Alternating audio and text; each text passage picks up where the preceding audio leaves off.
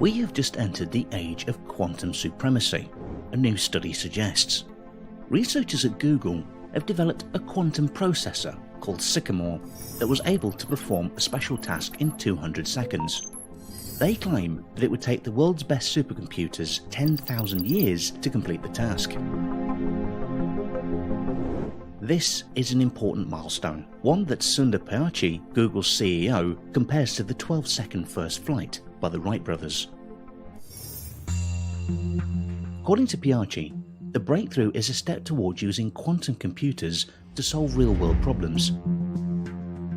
Not everyone agrees, however, whether Google's announcement represents true quantum supremacy. The tech firm's rival, IBM, questioned some of Google's figures. According to researchers at IBM, this experiment is an excellent demonstration of the progress in superconducting-based quantum computing, but it should not be viewed as proof that quantum computers are supreme over classical computers. Classical computers have their unique strengths, and both systems will rather work coherently. In response to the work from Google, they also argue that their most powerful supercomputer, called Summit, could complete the same task in 2.5 days, rather than 10,000 years. In recent years, many of the tech industry's biggest names, including Google, IBM, Microsoft, Intel, and Alibaba, have invested millions and millions of dollars into quantum computers.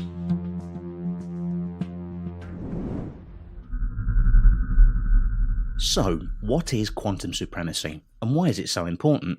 The promise of quantum computers is that certain computational tasks might be executed exponentially faster on a quantum processor than on a classical processor. The phrase quantum supremacy was coined in 2012 by John Preskill to describe the point at which quantum computers can do things that classical computers simply cannot. Much has already been written on how quantum computing differs from classical computing. Classical computers are powered by bits that exist in only one state at a time, a 1 or a 0. Quantum computers use quantum bits, or qubits, which can simultaneously be any combination of 0 and 1. Qubits can be any point on the sphere.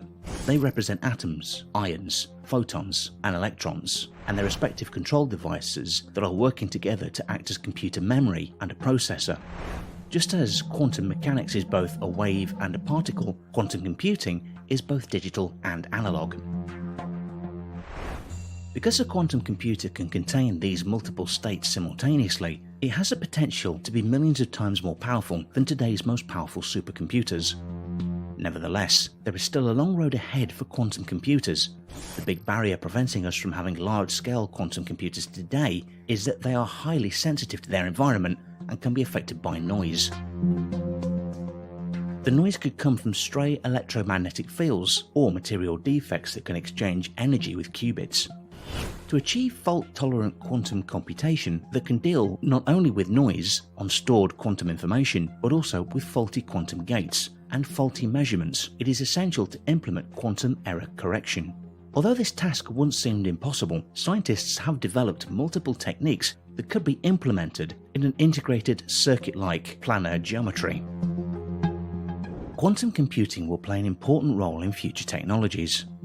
Breast cancer patients may undergo several rounds of chemotherapy and spend months in limbo before medical scans can show if a particular mix of drugs is shrinking the tumour. Designing the scans to quickly and accurately diagnose disease is a vastly challenging computational problem requiring innovative approaches.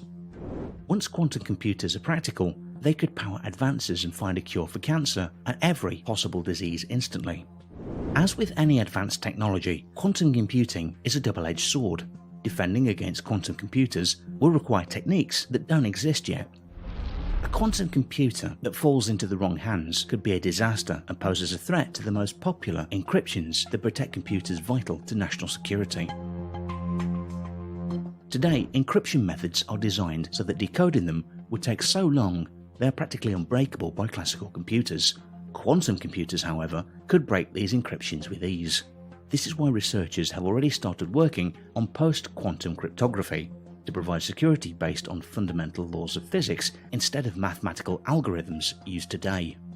Luckily, the The quantum computers available today sell for millions of dollars, keeping them mostly in the hands of large companies, research labs, and government offices.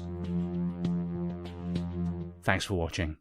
Did you like this video? Then show your support by subscribing, ringing the bell, and enabling notifications to never miss videos like this.